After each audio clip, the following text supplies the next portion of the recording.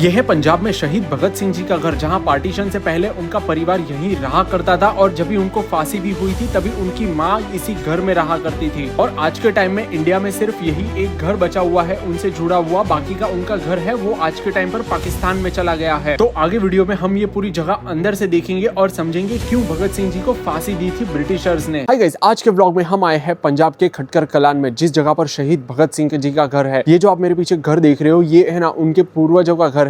हालांकि भगत सिंह है ना इस वाले घर में कभी रहा नहीं करते थे, लेकिन यही एक घर अभी बचा हुआ है हमारे इंडिया में उनसे जुड़ा हुआ। बाकी का जो उनका रियल घर है वो आज के टाइम पर लाहौर में है। और ऐसा भी कहा जाता है जब भी भगत सिंह जी छोटे थे तभी वो है ना अपने ग्रैंडफादर के साथ है ना इसी गांव में आया करते थे, तभी वो है ना इसी वाले घर में रुका करते हैं। तो सबसे पहले मैं आपको है ना ये वाला घर पूरा अंदर से दिखा देता हूँ। तो वैसे ये जो घर है ना ये उनके पूर्वजों का घर कहा जाता है और भगत सिंह की जो फैमिली थी वो पार्टीशन से पहले ना यहीं पर रहा करती थी। और ऐसा भी कहा जाता है जब भी भगत सिंह जी को फांसी भी हुई थी तभी भी उनकी मदर है ना यहीं पर रहा करती थी और उनकी मदर की डेथ है ना वो इसी वाले घर में भी हुई थी। और आज के टाइम पर ये जो घर है ना ये टूरिस्ट के लिए ओपन कर दिया गया है, लेकिन ज्यादा किसी को इस घर के बारे में पता नहीं है, इसीलिए मैं ये वीडियो भी बना रहा हूँ ताकि आप लोग है ना हमारे नेशनल हीरो का घर देख सको।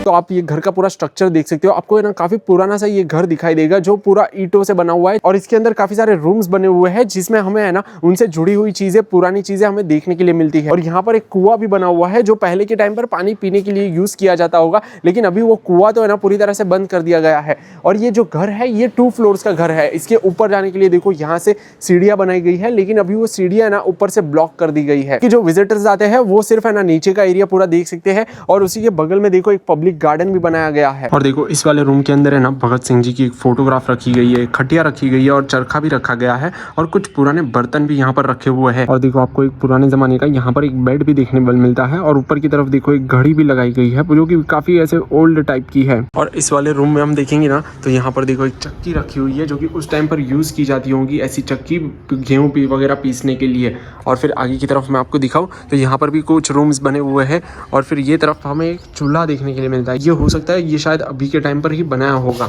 और ये तरफ आप देखोगे तो यहाँ पर आपको है ना स्विच बोर्ड्स भी देखने के लिए मिलते हैं, तो ये भी हो सकता है ना ये अभी के टाइम पर ही बनाया हो, क्योंकि उस टाइम पर तो बिजली वगैरह नहीं हुआ करती थी। तो आपने ये वाला घर तो देखा ही। अभी हम बात करते हैं उनके साथ क्या हुआ था और उनको क्यों फांसी दी गई थी। तो ये बात है 1928 की, जब भी ब्रिटिशर्स ने है ना साइमन कमीशन बनाया था इंडिया में। और वो साइमन कमीशन का मतलब था कि उन लोगों को है ना एक रिपोर्ट तैयार करनी थी इंडिया की पॉलिटिकल सिचुएशन पे, लेकिन उस कमीशन में है ना किसी भी इंडियन मेंबर्स को इंक्लूड नहीं किया गया था, इसलिए उसको लेकर है ना देश भर में इसके खिलाफ प्रोटेस्ट भी चल रहे थे। और वैसा ही एक प्रोटेस्ट हुआ था लाहौर में जिसको लीड कर रहे थे लाला लाजपत राय। फिर वहां पर पुलिस ऑफिसर जेम्स स्कॉट ने है ना लाठी चार्ज करने के लिए कहा और उसी लाठी चार्ज में है ना लाला लाजपत राय जी की मौत हो गई थी। और इस बात से है ना भगत सिंह जी को काफी बुरा लगा था और वो है ना ब्रिटिशर से बदला लेना चाहते थे। फिर भगत सिंह जी ने अपने साथियों के साथ मिलकर है ना ये प्लान बनाया कि वो लोग है ना ब्रिटिश ऑफिसर जेम्स स्कॉट का है ना यहाँ पर हत्या कर देंगे गोली मारकर। तो प्लान के मुताबिक वो लोग को है ना पुलिस स्टेशन के बाहर जाना था और जैसे ही जेम्स स्कॉट वहां से बाहर आएगा तो उनको गोली मारनी थी। लेकिन जब भी वो लोग गए थे पुलिस स्टेशन के बाहर गोली मारने के लिए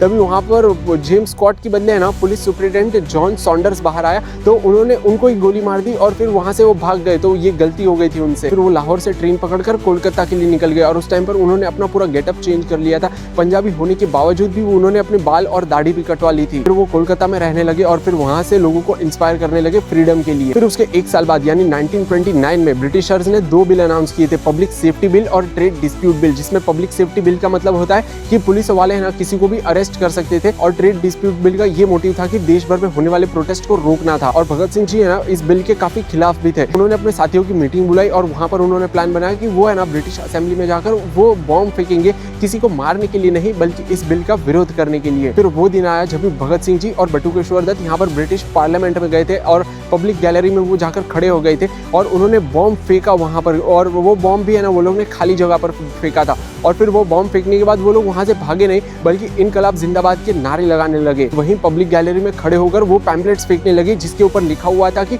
बहरों को सुनने के लिए धमाके की जरूरत होती है। और फिर उन्होंने यहाँ पर सरेंडर कर दिया और सरेंडर करने का भी ये मोटिव था कि वो कोर्ट हियरिंग्स के जरिए ना देश भर में अपनी बात पहुंचा सके। फिर भगत सिंह जी को और बटुकेश्वर दत्त को है ना लाहौर की बॉस्टल जेल में डाल दिया था और फिर काफी दिनों तक कोर्ट ट्रायल्स चले और फिर कोर्ट ट्रायल्स के बाद में भगत सिंह जी और सुखदेव और राजगुरु जी को है ना यहाँ पर फांसी अनाउंस हुई थी। और फिर उस टाइम पर इंडिया के काफी पॉलिटिकल लीडरों ने यहाँ पर ब्रिटिशर से रिक्वेस्ट भी की थी भगत सिंह की फांसी रोकने के लिए, लेकिन ब्रिटिशर उस बात के लिए नहीं माने थे। फिर वक्त आया जब भगत सिंह जी को, राजगुरु और सुखदेव जी को है ना यहाँ फांसी होने वाली थी। उनको जो फांसी की डेट अनाउंस हुई थी ना वो 24 मार्च 1931 की थी, लेकिन देश भर में उनके खिलाफ प्रोटेस्ट चल रहे थे उनकी फांसी को रोकने के लिए। तो ब्रिटिशर्स ने क्या किया कि एक दिन पहले यानी 23 मार्च को शाम को 7:30 बजे उनको फांसी दे दी गई। लेकिन तब तक भगत सिंह जी देश भर के काफी यूथ को ना इंस्पायर कर चुके थे फ्रीडम के लिए। तो देखो कुछ ऐसी कहानी रही है भगत सिंह जी की, और यही उनका एंसेस्ट्रल घर भी है जहाँ पर उनकी फैमिली पहले रहा करती थी। तो आप भी यहाँ पर देखने के लिए आना चाहते हो तो मैं आपको बता देता हूँ, ये पंजाब में जो लुधियाना सिटी है उसी के बगल में फगवाड़ा नाम का टाउन है, जहाँ से ये है ना करीब 25 किलोमीटर दूर है। तो फगवाड़ा से है ना कंटिन्यूअस बसेस चलती रहती है यहाँ तक खटकर कलान तक आने के लिए। तो आप अपने प्राइवेट व्हीकल लेकर आते हो तो आप डायरेक्टली कहीं से भी यहाँ तक पहुंच सकते हो, लेकिन अगर आप